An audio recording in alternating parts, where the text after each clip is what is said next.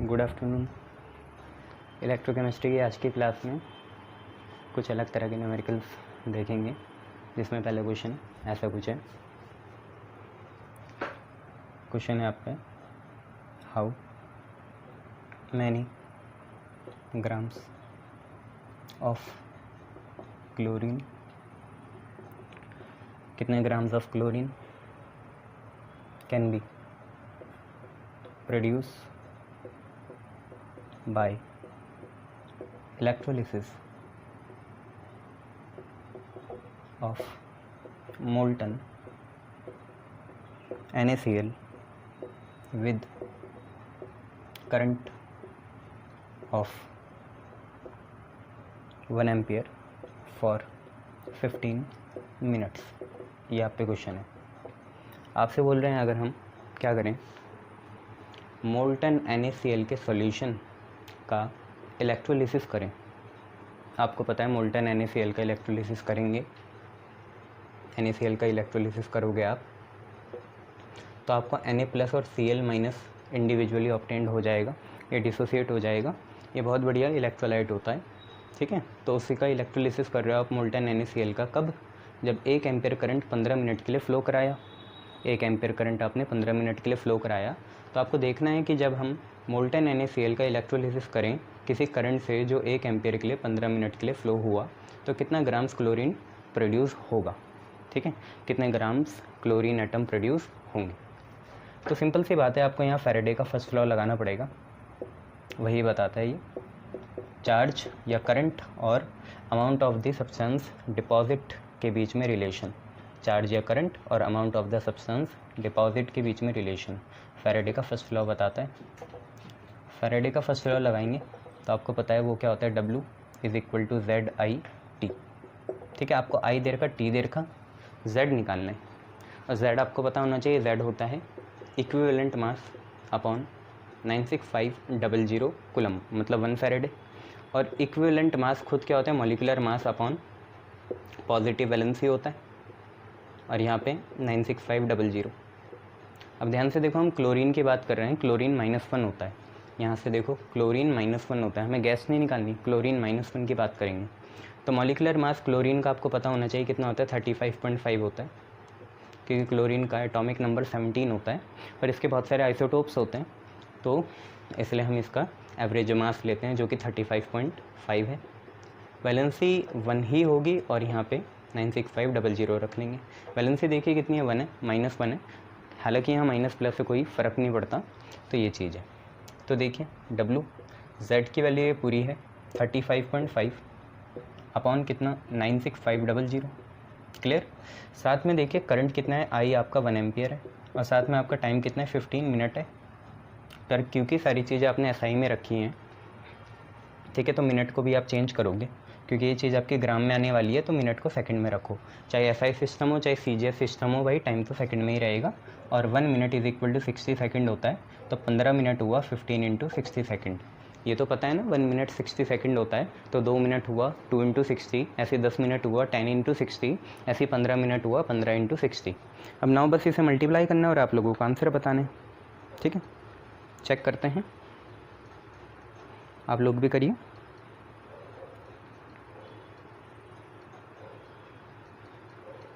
तो मेरा 0.33 ग्राम्स आ रहा है, W की वैल्यू आ रही है 0.33 ग्राम्स, शायद यही चलेगी।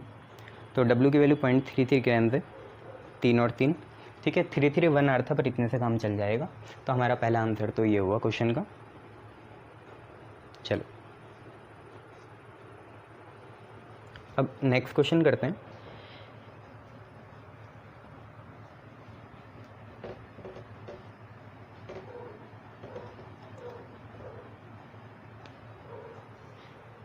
तो अगर आप ध्यान से देखें, आप पे क्वेश्चन है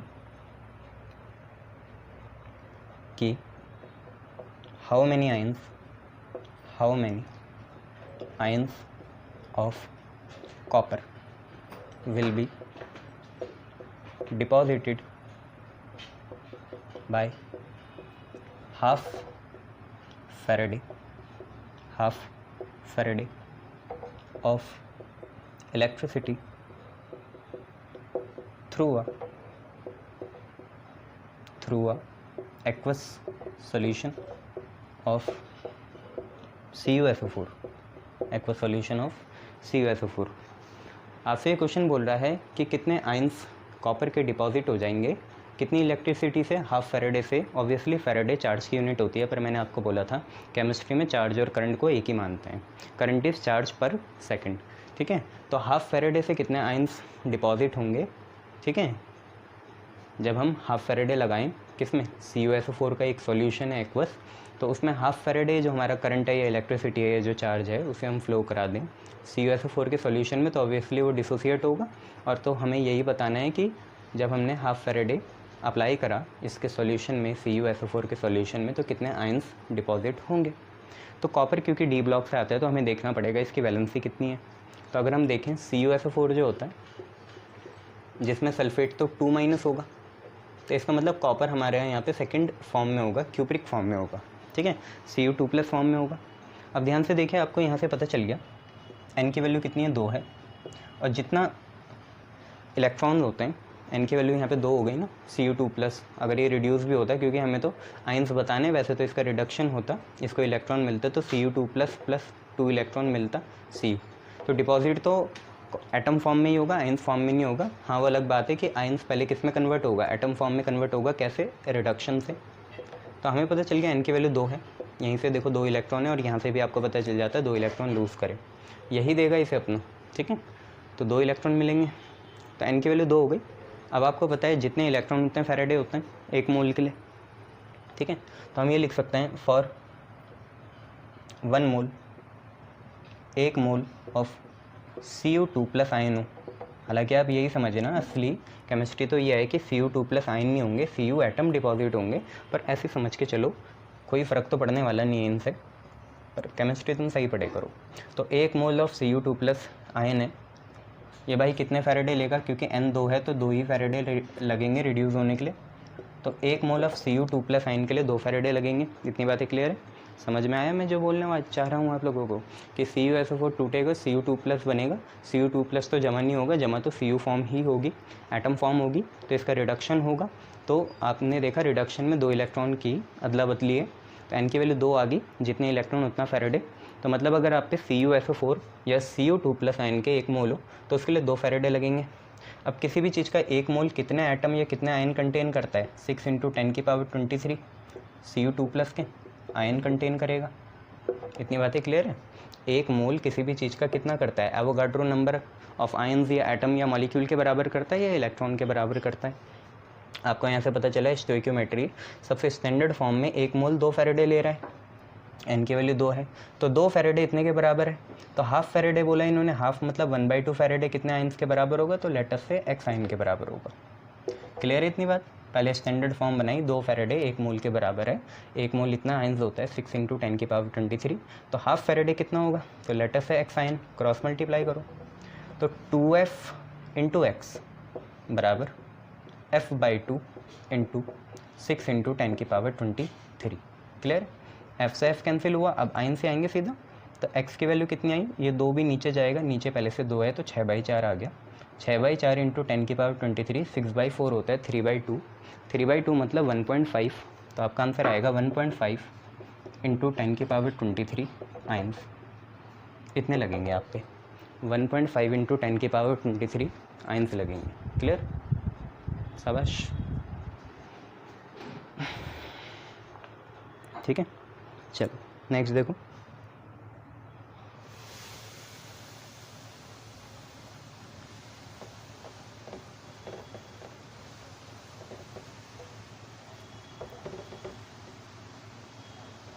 देखिए नेक्स्ट क्वेश्चन क्या है।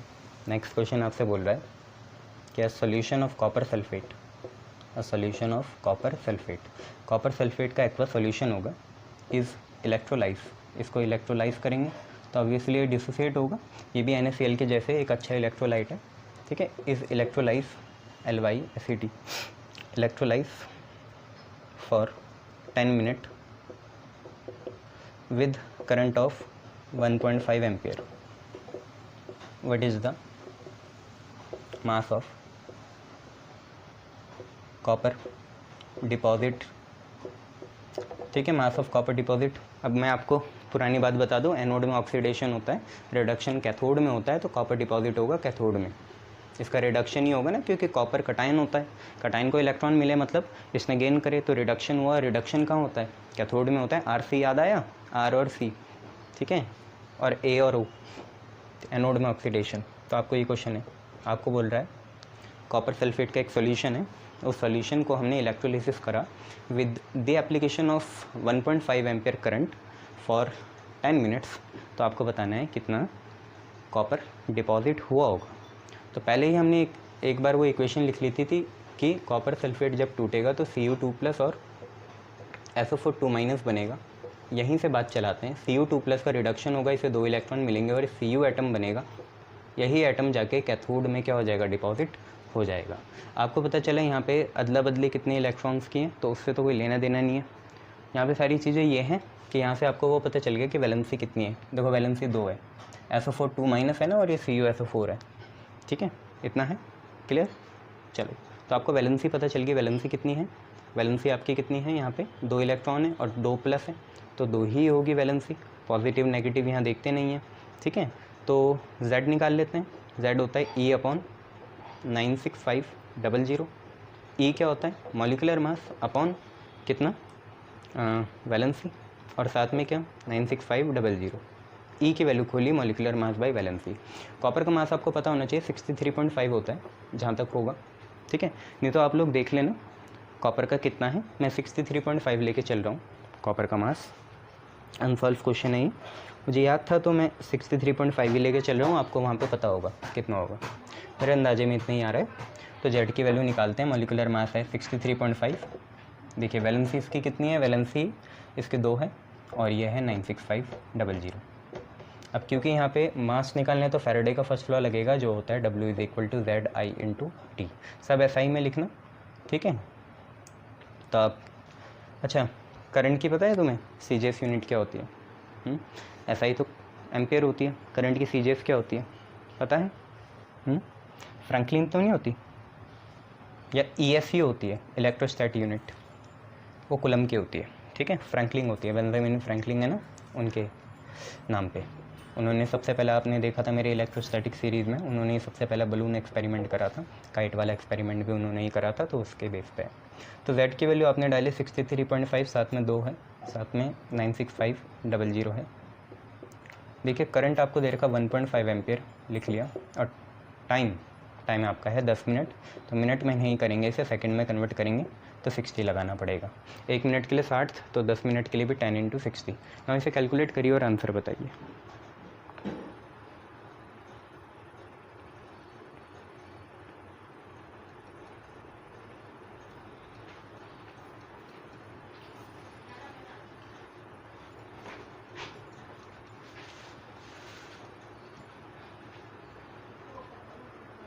.296 ग्राम इसका आंसर होगा, 0.296 ग्राम्स। मैं भी अभी रियल टाइम में कैलकुलेट कर रहा हूँ, तो आप लोग ये देख लो, ठीक है, शाबाश।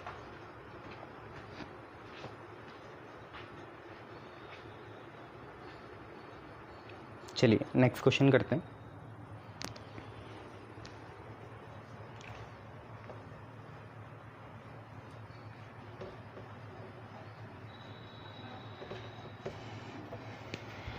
नेक्स्ट क्वेश्चन है आप पे कि हाउ मेनी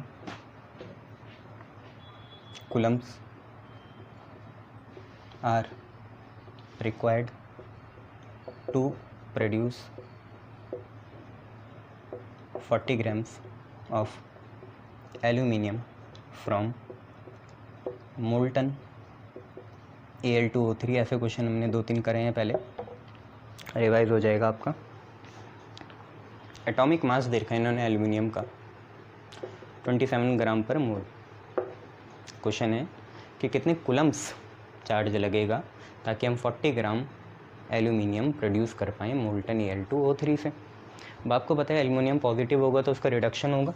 एक बार यहाँ स्टोइकोमेट्रिक इक्वेशन लिख लेना, Al2O3 gives us 2Al3 positive plus 3O2 negative. ऐसे ऐसे लिख लूँ 3O2 नेगेटिव। अब सही है Al2O3, देखना इसमें कितना चार्ज है, एक पे होगा ऑक्सीजन पे -2, 3 है तो -6 आया, एक एल्युमिनियम पे 3 होगा प्लस का, 2 है तो +6 आएगा, कैंसिल हो जाएंगे तो ठीक बैठ रहा है। आपको पता चला 2 एल्युमिनियम है, ठीक है, एक उसमें Al2O3 में 2Al3 प्लस 3O2 माइनस। अब एक चीज़ ध्यान से देखें, यहाँ पे नंबर ऑफ़ इलेक्ट्रॉन लगेंगे कितने, आप खुद देखो, 2Al3 प्लस है, एक मत लेना, 2 लेना, एक सबसे छोटी फॉर्म यही है, इससे छोटा हो ही नहीं सकता, एल्युमिनियम गैस थोड़ी है कि Al2 फॉर्म लिख दूँ, ठीक है, सबसे छोटी फॉर्म यही है स्टैंडर्ड फॉर्म, तो ये मोल वाली फॉर्म है। तो 2Al3 प्लस है भाई, इसे अगर 2Al बनाने तो कितने लगेंगे। अब तुम खुद ही सोचो एक चीज़ कि अगर ये Al3 प्लस होता है सिर्फ, तो इसे 3 इलेक्ट्रॉन लगते और ये Al बन जाता, यही तो है ना। Al3 प्लस होता तो 3 इलेक्ट्रॉन लिखते, देखो 3 प्लस है 3 माइनस है तो Al बन जाता, 2 लगा दो हर साइड ऐसे, 2 × 3 और यहाँ पे भी 2 लगा दो, तो 3 2 जा कितना हुआ, 6 हुआ, तो कुल मिला के कितने इलेक्ट्रॉन लगेंगे, 6 इलेक्ट्रॉन लगेंगे। अब देखो 6 प्लस और 6 माइनस, तो 2Al बन जाएगा। तो तुम्हें पता चला नंबर ऑफ़ इलेक्ट्रॉन कितने लग रहे हैं, 6। तो आपको पता है जितना चार्ज उतना इलेक्ट्रॉन, तो जितने चार्ज उतने इलेक्ट्रॉन, तो चार्ज होगा यहाँ पे कितना, नंबर ऑफ़ इलेक्ट्रॉन यहाँ पे कितने हैं, 6 हैं, ठीक है, नंबर ऑफ़ इलेक्ट्रॉन 6 हैं, जिसे हम n से लिख रहे हैं, तो चार्ज लगेगा 6 फैराडे, कितना लगेगा, 6 फैराडे लगेगा। क्लियर है इतना, शाबाश। तो आप ये देखो कि 2 एल्यूमिनियम के लिए 6 फैराडे लग रहा, ये तो सही बात है ना, 2 एल्यूमिनियम के लिए कितना लग रहा, 6 फैराडे लग रहा यार। या आप ये बोल सकते हो कि 2Al3 प्लस को 2Al बनाने के लिए 6 फैराडे लग रहे।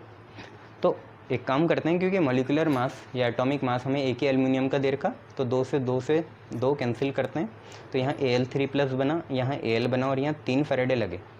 तो बस मुझे फाइनली इतना पता चल गया कि एक Al3 प्लस हो, उसे अगर हमें रिड्यूस करके Al बनाने, तो मेरे 3 इलेक्ट्रॉन लगेंगे और चार्ज भी मेरा लगेगा 3 फैराडे। 2 के लिए 6 लगा, 1 के लिए 3 लगेगा।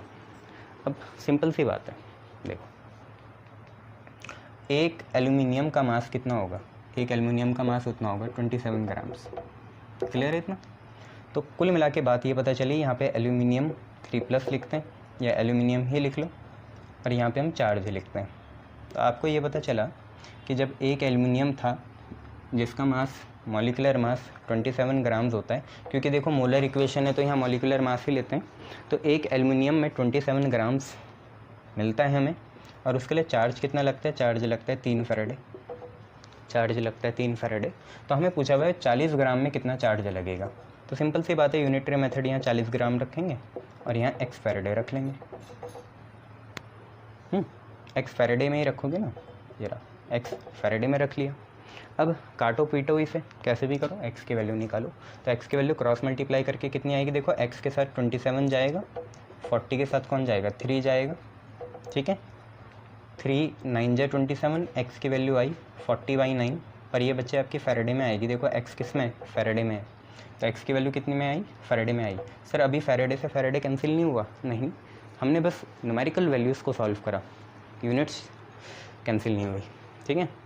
यूनिट तब कैंसिल होती है जब दोनों साइड सेम चीज़ हो। देखो यहाँ ग्राम है, यहाँ फैराडे है, तो ये रेशियो भी नहीं है एक तरह का, ठीक है, बस यूनिटरी मेथड लगा रहे हैं, ठीक है। 3 9 जा 27, 40/9 फैराडे आ गया। आपको कुलम में चाहिए,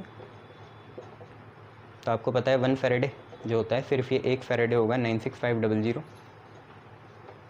कुलम, और आपका आंसर अब कुलम में आ जाएगा। चेक करिए कितना आ रहा है।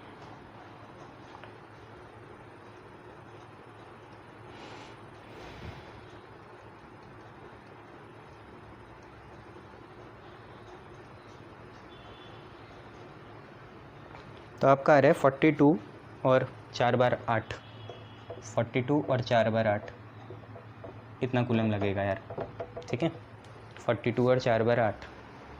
अगर 6 फैराडे लेके चलते तो उसे 80 ग्राम करना पड़ता है यार, तो इसलिए यह है। रिपीट कर लो, दोबारा देख लो, ऐसी कोई बात नहीं है, कंपल्शंस नहीं है। चलो नेक्स्ट क्वेश्चन करते हैं।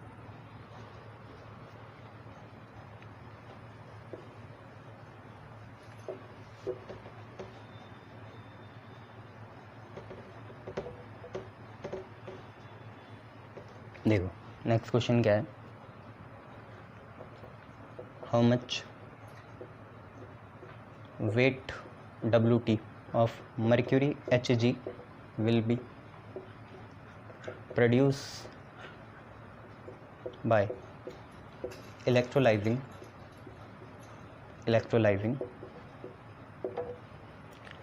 1 molar HgNO3 whole twice solution with current of 2 ampere for 3 hours। Molecular mass mercury का दे रखा है आपको 200.6 ग्राम पर मोल। अब ये खुद करो। Welcome back. देखिए कैसे करेंगे। HgNO3 होल ट्वाइस है, NO3 नाइट्राइट आयन -1 होता है। कैसे पता? HNO3 सुना है, H प्लस होगा, NO3 क्या होगा? -1 होगा। HNO3 नाइट्रिक एसिड होता है, H प्लस है, NO3 -1 है। तो यहाँ पे NO3 जो होगा सिंगल माइनस है ना, ऊपर माइनस सिंगल, तो 2 आएगा, 2 NO3 -1 और Hg में आ जाएगा 2 प्लस। तो देखो सही बैठ रहा। NO3 यार होल ट्वाइस थोड़ी लिख सकते हो, होल ट्वाइस तो उसकी मॉलिक्यूलर फॉर्म है, एनिक फॉर्म लिखो, Hg 2 प्लस और 2 NO3 -1। ठीक है, इतनी बातें क्लियर। आपको वैलेंसी पता चल गई 2 है, वैलेंसी कितनी है? 2 है। ठीक है, Z निकाल लेते। Z होता है E/96500 कूलम। E होता है मॉलिक्यूलर मास या एटॉमिक मास अपॉन वैलेंसी और साथ में 96500। देखिए मॉलिक्यूलर मास आपको दे रखा है मर्क्यूरी का 200.6। आपको पूछा भी मर्क्यूरी है तो उसी के पीछे पड़ेंगे यार, कमर्शियल है ना वो, कमर्शियली मर्क्यूरी वाइबल है, इसलिए मर्क्यूरी ही चाहिए। नाइट्रेट तो सॉल्ट में भी मिलता है, सॉल्ट में भी मिलता है, सॉइल में भी मिलता है, बहुत चीज़ों में मिलता है। मॉलिक्यूलर मास है 200.6, वैलेंसी आपकी 2 है और यहाँ पे 96500।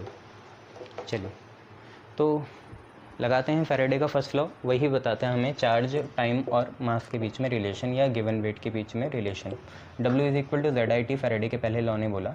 मास ही हमें निकालना है कि कितना वेट डिपॉजिट हुआ। Z की वैल्यू है 200.6, नीचे 2 और नीचे 96500। करंट की वैल्यू 2 एम्पियर है और टाइम 3 आवर्स है। तो आप इसे आवर्स में रहने दोगे? नहीं, आप इसे किस में चेंज करोगे? सेकंड में। तो पहले आर को मिनट में चेंज करने के लिए 160 लगाया, ये आर से किस में चेंज हुआ? मिनट में। अब इस मिनट को भी सेकंड में चेंज करना है, तो जितने भी मिनट हो भाई लगाना, तो एक ही बार 60 पड़ता है, तो एक ही बार 60 लगा दिया। इसने पहले 60 ने मिनट में चेंज करा और दूसरे 60 ने इसे सेकंड में चेंज करा। पहले ने मिनट में, दूसरे ने सेकंड में। अब इसे कैलकुलेट करो, ग्राम्स में आपका आंसर आएगा। ठीक है,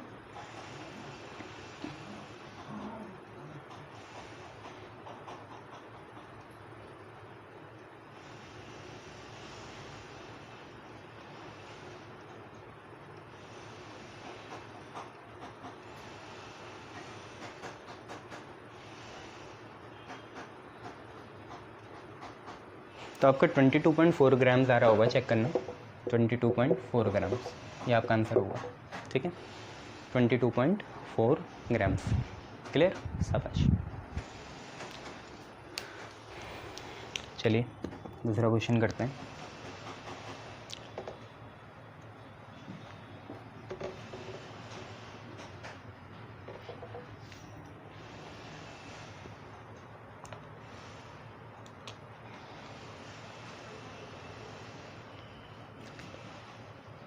आपका क्वेश्चन है कि मोलर कंडक्टेंस, मतलब molar conductivity, molar conductance of CH3 COO Na HCl और NaCl तीनों की दे दी यार। CH3 COO Na की भी दे दी, HCl की भी दे दी, NaCl की भी दे दी। दिखाई ना दे तो सुन लिया करो। एट इन्फिनाइट डिल्यूशन कोलरॉश की तरफ इशारा है। R 91.0, 426.0 and 126.0। आपको भी यूनिट पता है, ओम सेंटीमीटर स्क्वायर मोल इनवर्स, वही लगाना। पहली है 91.0, दूसरा है 426.0 और तीसरा है आपका 126.0। ठीक है, ओम सेंटीमीटर स्क्वायर मोल इनवर्स। ठीक है, तो कैलकुलेट इन्होंने बोला मोलर कंडक्टेंस निकालो ऑफ एसिटिक एसिड CH3COOH। वैसे तो एसिटिक एसिड दे रखा था, पर मैंने आपके लिए थोड़ा आसान कर दिया है। और इन्फिनिट डिल्यूशन ही पूछ रहे होंगे, ठीक है, वो निकालनी है। तो यार आप खुद देखो CH3COOH मिलेगा कैसे। आप ये देखो, यहाँ पे रफ करते हैं थोड़ा। CH3COONA जो है स्ट्रॉन्ग है, टूटेगा तो आपको क्या देगा, एक तो एसिटेट आयन देगा CH3COO- और Na+ देगा। इसके बाद जो आपका HCl है वो आपका जब डिसोसिएट होगा तो H+ और Cl- देगा। NaCl जब डिसोसिएट होगा तो आपको देगा Na+ और Cl-। पर आपको क्या चाहिए, CH3COOH चाहिए, जो टूटेगा तो एक तो एसिटेट आयन होगा और एक H+ होगा। तो इन दोनों को जोड़ेंगे और यार ये माइनस कर देंगे, इसे फर्स्ट मान लेंगे, इसे सेकंड मान लेंगे, इसे थर्ड मान लेंगे। आप खुद देखो, इन दोनों को जोड़ेंगे और NaCl हटा देंगे उससे नीचे वाला, तो हमारे रिक्वायर्ड कैसा आएगा। रिक्वायर्ड सिंपल सी बात है, equation first, equation second minus equation third. First second और सेकंड को ऐड करेंगे, थर्ड को माइनस करेंगे, और इनकी राइट साइड लेने में ही फ़ायदा है। CH3COO- और Na+ आपका आया इक्वेशन फर्स्ट से। इक्वेशन सेकंड से एडिंग में लिखेंगे H+ और Cl-। ये पहले से आया, दूसरे से आया, ऑर्डर देख लेना, पहला पहले से, दूसरा दूसरे से, और तीसरा तीसरे से, पर उसमें माइनस लगेगा तो माइनस का Na+ और Cl- ब्रैकेट में। देखो माइनस का Na प्लस का Na कैंसिल, माइनस का Cl प्लस का Cl कैंसिल, एसिटेट आयन और H+ बना, और यही बचा, यही मिलके ये बनाएगा CH3COOH। अब जैसे इनके साथ करा वैसे इनकी मोलर कंडक्टिविटी के साथ भी करो। तो ध्यान से देखो, ये किसकी है, पहले की, पहला कौन है, CH3COONA, वो कितना है, 91 है, ठीक है, प्लस दूसरा क्या है, HCl की कितनी देर की, 426। चलो, और माइनस क्या करोगे, तीसरी वाली इक्वेशन, तीसरी वाली क्या है, NaCl, तो 126 हटाओगे, तो देखो 426 126 आपका आएगा 300, और ये कुल मिला के आपका 391 siemens centimetre square mole inverse आ जाएगा। क्लियर, देख लो, जैसा आपने इक्वेशन के साथ करा है वैसे ही मोलर कंडक्टिविटीज़ के साथ भी होगा। क्लियर, शाबाश। चलो दूसरा क्वेश्चन देखते हैं।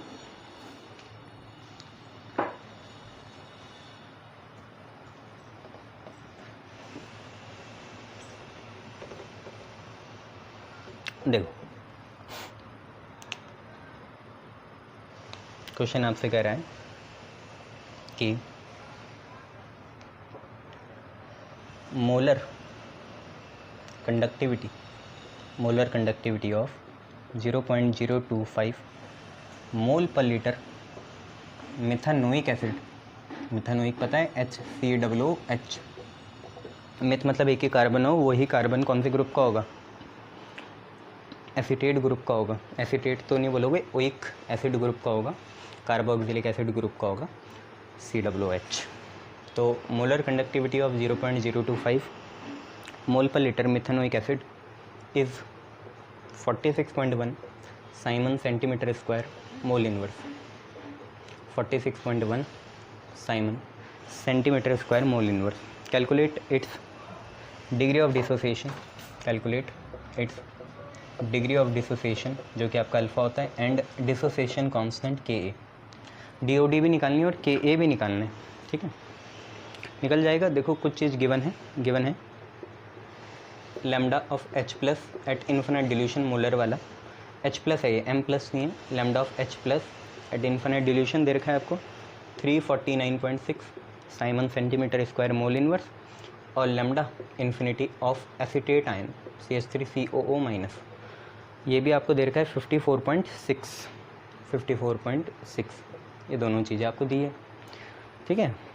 तो एक तो देखो जनरली आपको मोलर कंडक्टिविटी दे दी 0.025 mole per litre methanoic acid की इतनी, ठीक है। इससे हमें क्या पता चला, इससे देखो ये पता चला सबसे पहली बात कि जो पहली वाली मोलर कंडक्टिविटी है, कप्पा थोड़ी, वो तो कंडक्टिविटी होता है, मोलर, वो लैम्डा m है एट अ पर्टिकुलर कंसनट्रेशन, वो कंसनट्रेशन ये रही C, ठीक है, कंसनट्रेशन ही है ना ये मोल पर लीटर। तो लैम्डा m C कितना दे दिया आपको, दे दिया 46.1। अब देखो अगर आप कोलरॉश लॉ बनाओ तो कोलरॉश लॉ ये बोलता है कि ये तो मिथानोइक एसिड है, तो यार ये क्वेश्चन गलत है फिर, फिर इन्होंने CH3 नहीं लिखना चाहिए था, HCOO माइनस लिखना चाहिए था। चलो मिसप्रिंट हो जाते, क्या करें, ये रहा।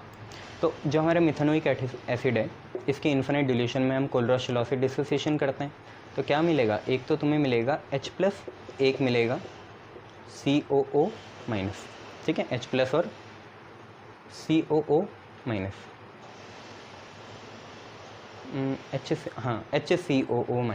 HCOO माइनस, जैसे CH3COO था, ठीक है। अब देखो इसकी 1 है, इसकी भी कितनी है 1, तो आगे कितना आएगा 1, इधर भी कितना आएगा 1, तो मतलब ये सिंपल मोनो बेसिक एसिड था, तो सीधा इनकी वो चीज़ ऐड कर देनी थी जो इनकी मोलर कंडक्टिविटीज़ दे रखी थी। तो हमारी lambda m at infinite dilution आ जाएगा किसका, HCOOH का।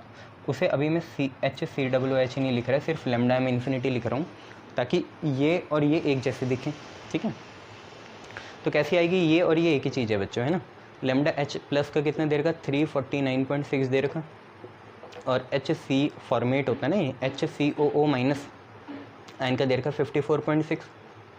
दोनों को ऐड कर लो, 6 और 6 12, 9 और 4 13 और 1 14, 5 4 9 और 1 10, ये होगा आपका आएगा 404.2। देखो 6 6 12, 9 4 13 14, 5 9 10, हाँ तो 404.2 आ गया, ठीक है। अब अल्फ़ा का अगर फार्मूला पता है तो लगाओ और आंसर निकालो, एक तो आ ही जाएगा ना। देखो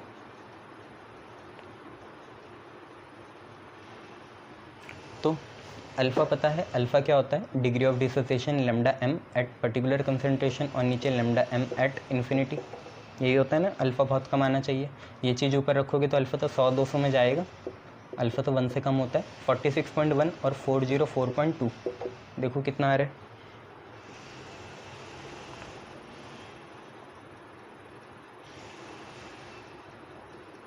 आपका आ रहा है 0.114, नेगलेक्ट मत करना यार, यहाँ 0.114 ये आ गया।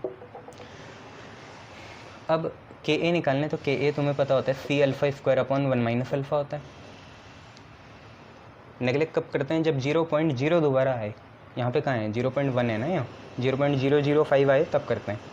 C कितना है, C ये रहा, Ka निकालने के लिए 0.025, अल्फ़ा की वैल्यू 0.114 का होल स्क्वायर, और नीचे करेंगे 1 - 0.114, ठीक है, ये है। करो,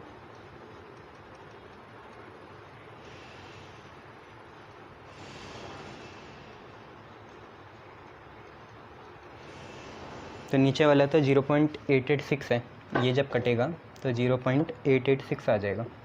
ऊपर करो जरा मल्टीप्लाई,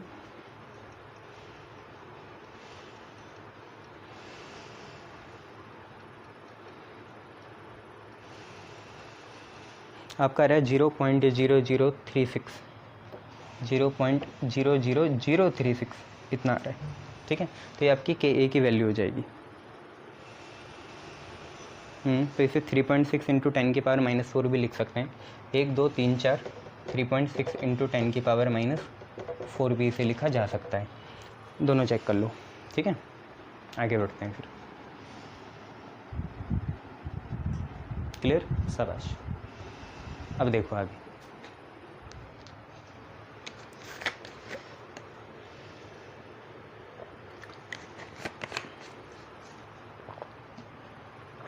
देखो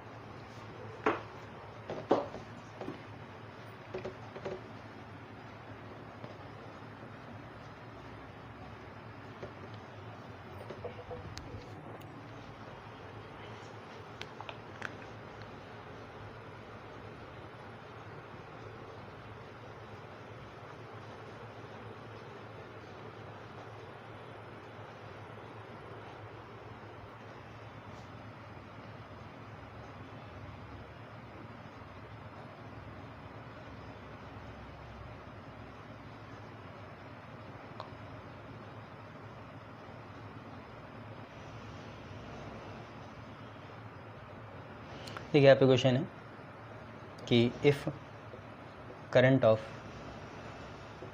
0.5 ampere flows through a metallic wire for 2 hours,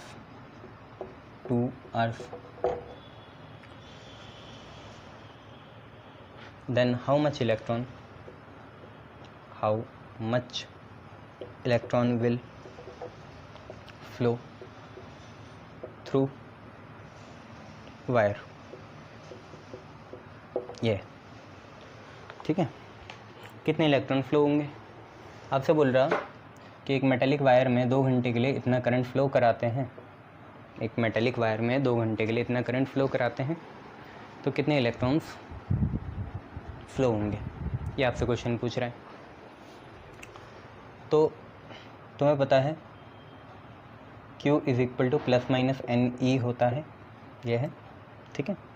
और Q तुम्हारा खुद ही I इंटू टी होता है, यहाँ पे NE है, N आपको निकालना है कि हाउ मैनी, N निकालना है, तो N की वैल्यू हो गई IT बाई E, N की वैल्यू हो गई IT बाई E। चलो SI में चेंज करेंगे सबको, I एम्पेयर में होना चाहिए, 0.5 है, टाइम आपका सेकंड में होना चाहिए, पहले 2 है, R को मिनट में करेंगे तो 60, मिनट को भी सेकंड में करेंगे तो दोबारा 60, और इलेक्ट्रॉनिक चार्ज होता है 1.6 इंटू 10 की पावर माइनस 19। अब देखो इसे कितना आ रहा है, कैलकुलेट करो, देखो 0.5 इंटू 60 तो 30 हो गया, 32 जैसे फिर दोबारा 60 हो गया, 60 3600 आ गया, डिवाइडेड बाई 1.6, 2250 इंटू 10 की पावर 19 आ रहा है, 2250 इंटू 10 की पावर 19, 2250 इंटू 10 की पावर 19। अच्छा 19 को 22 तक ले जाते हैं, 19 20 21 22, तो n की वैल्यू आएगी 2.250 इंटू 10 की पावर 19 20 21 22, 22 इलेक्ट्रॉन, तो इतने इलेक्ट्रॉन जाएंगे। इसको करने का एक और तरीका है, हाँ है, इसको करने का एक और तरीका देखो क्या है, पहले भी डिस्कस करा था, अब भी एक बार कर लेते हैं, पिछली बार इतनी ठीक से डिस्कस नहीं हुआ था क्योंकि बात घुमा फिरा के यही आई थी। आज करते हैं, आज फैराडे वाला टूल खुल गया है ना, तो उसके बेस पे कर सकते हैं, इलेक्ट्रोलिसिस वाला टूल खुल गया है। तो ये आपका मेथड 1 हुआ। मेथड 2 देखेंगे, मेथड 2 देखो क्या है कि आप चार्ज ही निकाल लो, चार्ज कितना है आप ध्यान से देखो कि चार्ज होगा 0.5 इंटू 2 आ रहे हैं, तो 60 इंटू 60 इंटू 2, पहला 60 मिनट, दूसरा सेकंड, ये इसे काटेगा 0.5 30 बार, 32 या 60, तो ये कुल मिला के 60 इंटू 60 3600 कूलम आ गया। अब आप एक चीज़ समझो कि जब 1 फैराडे होता है, जनरली जब 1 फैराडे होता है, और मान के चलेंगे कि ये मेटल जो होगा मोनोवैलेंट होगा, तभी लग सकती है ट्रिक, मोनोवैलेंट होगा, एक ही वैलेंसी होगी, ठीक है। तो जब 1 फैराडे हो तो 1 फैराडे 1 मोल के बराबर होता है, और उसमें जो करंट लगती है वो लगती है 96500 कूलम, मतलब 1 फैराडे तो खुद ही 96500 कूलम होता है ना, तो 1 मोल के बराबर हुआ। और 1 मोल किसी का भी कितने इलेक्ट्रॉन्स होता है, अगर इस मेटेलिक वायर में इलेक्ट्रॉन्स होंगे तो वो बराबर होगा 6 इंटू 10 की पावर 23 के। तो हमें ये पता चला कि 1 फैराडे अगर हम करंट इससे पास करते 2 घंटे के लिए, अगर 1 फैराडे करंट पास करते इससे 2 घंटे के लिए, तो हमें 6 इंटू 10 की पावर 23 इलेक्ट्रॉन मिलते। और 1 फैराडे मतलब कितना है, 96500 कूलम। जब 96500 कूलम इस मेटेलिक वायर से पास होता, या 96500 कूलम बनता इस करंट की वजह से, जो भी करंट होती 2 घंटे के लिए, तो इतने इलेक्ट्रॉन निकलते हैं। पर असली में तो इतना है ना, 3600 कूलम। 3600 कूलम में कितने इलेक्ट्रॉन निकले, मान लो x इलेक्ट्रॉन निकले। 3600 कूलम कहाँ से आया, यहीं से आया यार, I इंटू टी करके, टाइम को मिनट और सेकंड में चेंज करा, क्रॉस मल्टीप्लाई करो, x की वैल्यू क्या आएगी, देखो x के साथ 96500 जाएगा, तो जब इधर आएगा तो वो अपॉन में आएगा, ऐसे भी सोच सकते हो, ये इधर ही तो है मल्टीप्लाई में। और बचा क्या, 6 बचा, साथ में 3600 बचा, साथ में क्या बचा, 10 की पावर 23 बचा। 23 नहीं छेड़ेंगे, चलो 23 छेड़ भी दो, तो एक 10 लिख लो और एक 10 की पावर 22 लिख लो। 23 था ना, ये ऐसे लिख दिया ताकि दोनों पावर सेम आए। टाइम बचेगा 1 2 1 2। उसके बाद बस इन्हें सॉल्व करते हैं।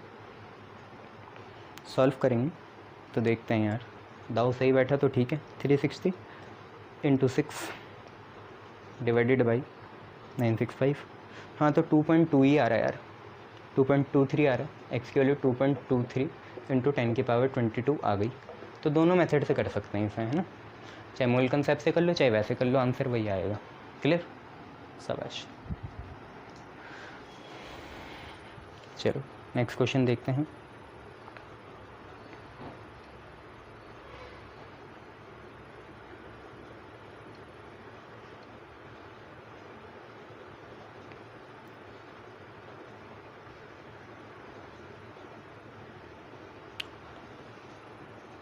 अच्छा एक क्वेश्चन ये भी कर लो छोटा मोटा, कहीं तुम इसमें भी कंफ्यूज हो जाओ। देखते हैं कितने कंफ्यूज होते हैं इसमें और कितनों से हो जाता है ये, क्योंकि कवर तो कर ही दिया है मैंने ये वाला क्वेश्चन। तो देखो क्वेश्चन क्या है, एक रिएक्शन दे रखी Cr2O72 माइनस, क्रोमेट आयन है plus 14H plus 6 electron gives us 2Cr3 plus 7H2O। ये सबसे बेसिक मोलर इक्वेशन होगी इसकी, सबसे बेसिक स्टोइकोमेट्रिक इक्वेशन है। तो ये रिएक्शन है, रिडक्शन हो रहा है, ठीक है। रिडक्शन कह नहीं सकते, देखो माइनस पहले से ही है, पूरी इक्वेशन है ये, ऑक्सीडेशन रिडक्शन दोनों है इसमें। तो what is the quantity of electricity, what is the quantity of electricity in coulombs, coulombs है इसी है ना, नीडेड टू रिड्यूस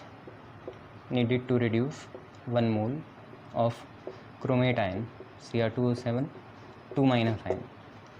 इसको रिड्यूस करना है तो कितनी लगेगी, ठीक है। रिड्यूस समझते हो तुम कि देखो जैसे रिडक्शन मतलब इलेक्ट्रॉन देना होता है, मतलब नेटिव एटम बनाना होता है, Cr2O7 2 माइनस है ना।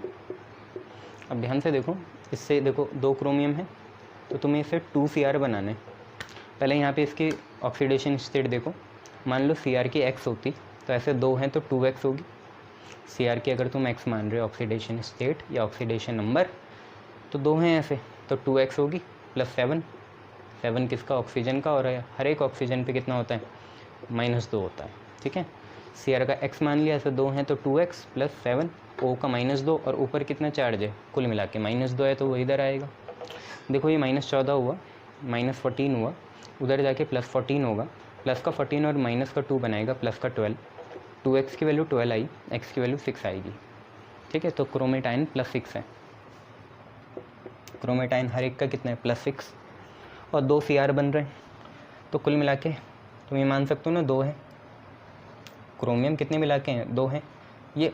अब तुम ऐसे तो नहीं सोच रहे भाई 2x 12 है, x की वैल्यू 6 आई तुम्हारी। अब ध्यान से देखो, मैंने एक ही क्रोमियम का x लिया था, 2 का नहीं लिया था, नहीं तो यहाँ 4x लिखता। 2 × x मतलब क्या हुआ, 2 हैं क्रोमियम, 2 हैं क्रोमियम, और हर क्रोमियम का कितना है x है, तो x की वैल्यू 6 है, एक की है ना, ऐसे 2 हैं यहाँ, तो 2 हैं तो कुल मिला के कितनी होगी यहाँ प्लस का 12 होगा। इतना समझ में आया, एक के लिए प्लस का 6 है, एक क्रोमियम के ऑक्सीडेशन नंबर +6 आया तो 2 का +12 आया। +12 को अगर क्रोमियम बनाने हैं 2 तो भाई +12 इलेक्ट्रॉन ही तो लगेंगे, 12 प्लस है उसके लिए 12 इलेक्ट्रॉन आए, तो एक के लिए कितना आएगा, एक के लिए अगर 6 प्लस होता तो 6 इलेक्ट्रॉन आते, 6 इलेक्ट्रॉन आते तो एक ही क्रोमियम बनता। तो तुम्हें पता चल गया 12 के लिए 12 है, पर हमें तो एक के लिए देखना है ना, 1 मोल बोला उन्होंने, 1 मोल बोला ना, तो सिर्फ एक के लिए देखेंगे, एक के लिए कितने लगे 6 इलेक्ट्रॉन, तो नंबर ऑफ़ इलेक्ट्रॉन तुम्हें पता चल गया 6। चार्ज कितना होगा, चार्ज भाई जितने इलेक्ट्रॉन उतना फैरेडे, 6 फैरेडे होगा। चार्ज अगर 6 फैरेडे हुआ तो 6 × 96500 करो, आप लोग आंसर बताओ कितना आ रहा है, 6 × 96500 करके आंसर बताओ कितना आ रहा है।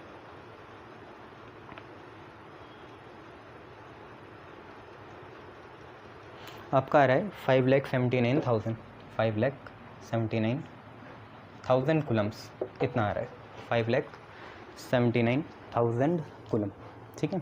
चलो बहुत बढ़िया, थोड़ा इंक भर लेता हूँ फिर बढ़ाता हूँ।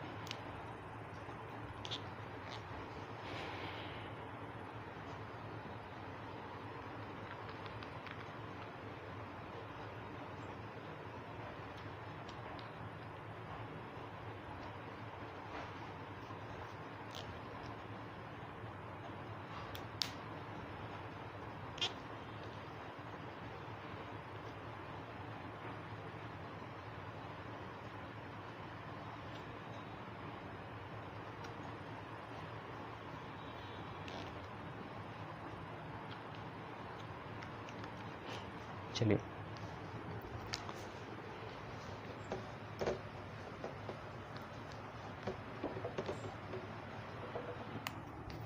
देखो नेक्स्ट क्वेश्चन,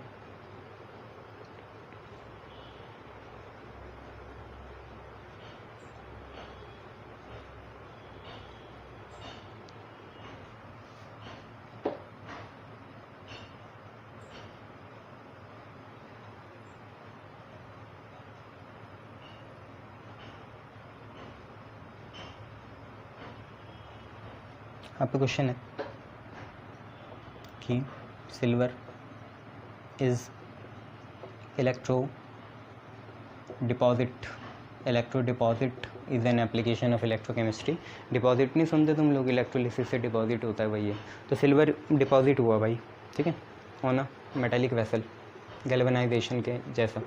गैल्वेनाइजेशन भी एक इलेक्ट्रोलिसिस प्रोसेस है, ये इलेक्ट्रोलिटिक एप्लीकेशन है। तो ऑन अ मेटालिक वेसल, अगर यहाँ वेसल में ए लगा दें तो वो शिप होता है, जहाज। ये वेसल है, बाल्टी। Of total surface area, TS, of total surface area 900 centimetre cube square, ठीक है, misprint, bypassing 0.5 ampere for 2 hours. Calculate thickness of silver deposit. यार ठीक है। अच्छा, कुछ चीज़ें आपको दे रखी होगी इसमें, क्या क्या है वही देख रहा था। गिवन है, एक तो डेंसिटी दे रखी है आपको सिल्वर की। डेंसिटी कितनी है? 10.5 ग्राम पर सेंटीमीटर क्यूब। और एटॉमिक मास दे रखा सिल्वर का, सिल्वर Ag 108 U और 1 फैराडे की वैल्यू दे रखी।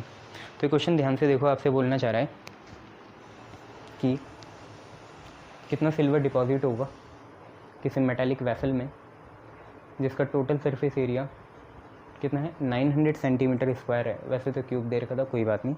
By passing 0.5 ampere for 2 hours. Electrolysis के लिए हम 0.5 एम्पियर का करंट 2 घंटे के लिए फ्लो कराएंगे।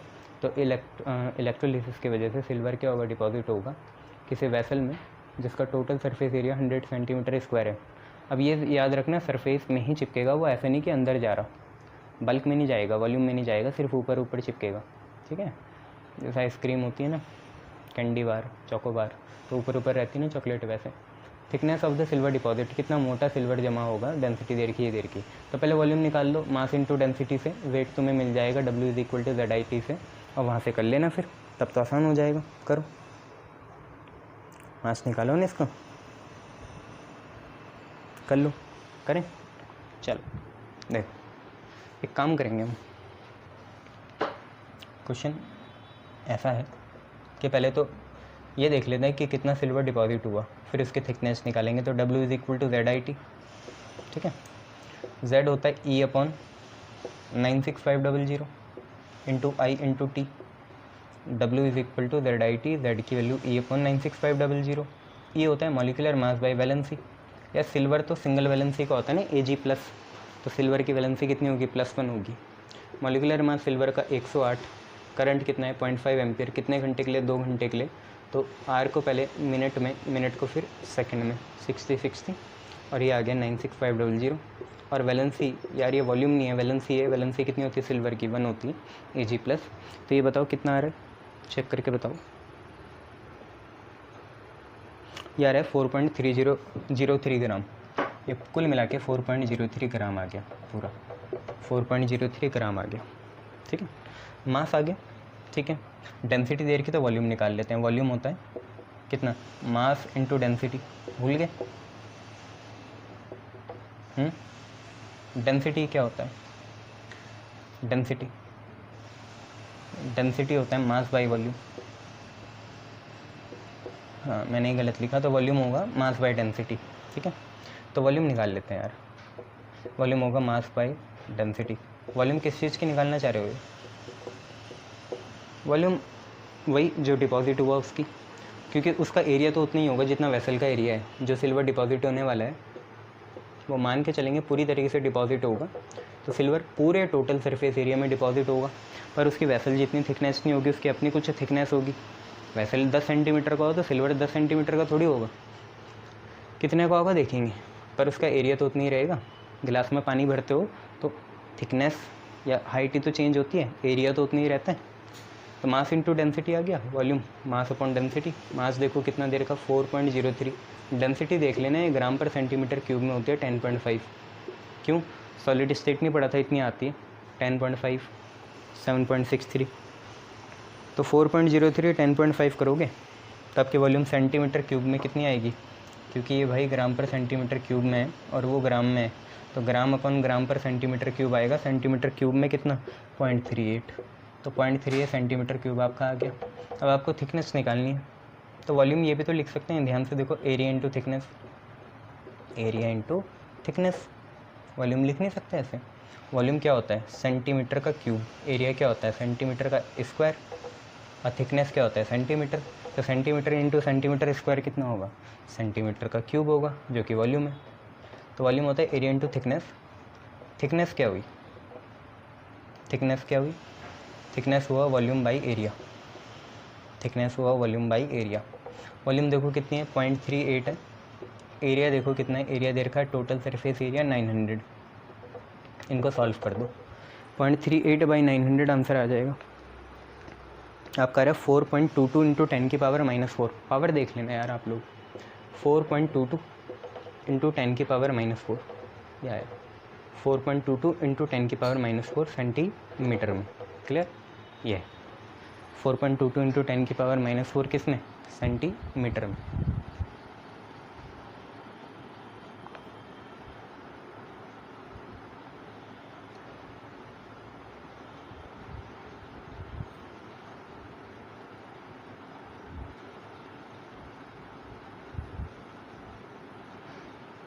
चलो नेक्स्ट क्वेश्चन करते हैं।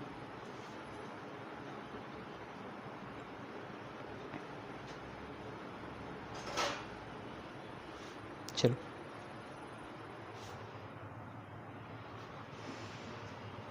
ऐसा क्वेश्चन आप एक घर से कर लेना, मैं आपको देता हूँ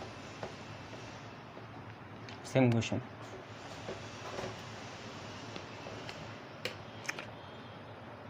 डेंसिटी 10.47 लेना, 10.47, 0.2 एम्पेयर का करंट लेना 3 घंटे के लिए, और इसको 800 ले लेना। तो 800 सेंटीमीटर स्क्वायर इसका टोटल सरफेस एरिया है, करंट 0.2 एम्पियर है, 3 आर, बस मास 107.92, 107.92 और डेंसिटी 10.47। ऑप्शन लिख लो, जो सही होगा देख लेना। 2.76 इंटू 10 की पावर -4, 2.35 इंटू 10 की पावर -4, 2.88 इंटू 10 की पावर -4। चौथा पता नहीं, पेपर आने में देखेंगे, पेपर में देखेंगे क्या है, ठीक है, ये लगा लेना। चलो आगे बढ़ते हैं।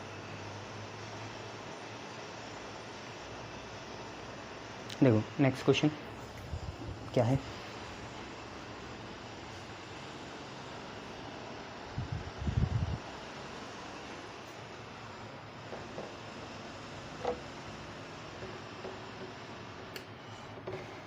नेक्स्ट क्वेश्चन देखो आपसे क्या कह रहा है कि when a certain conductivity cell, when a certain conductivity cell was filled with 0.1 molar KCl, it has a resistance, it has a resistance of 85 ohm at 25 degree Celsius. When the same cell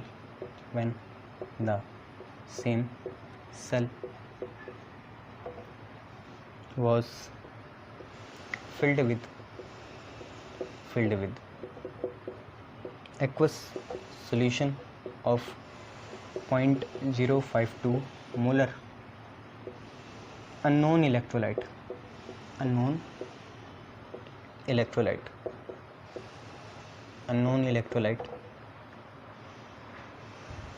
resistance आया यार 96 ओम।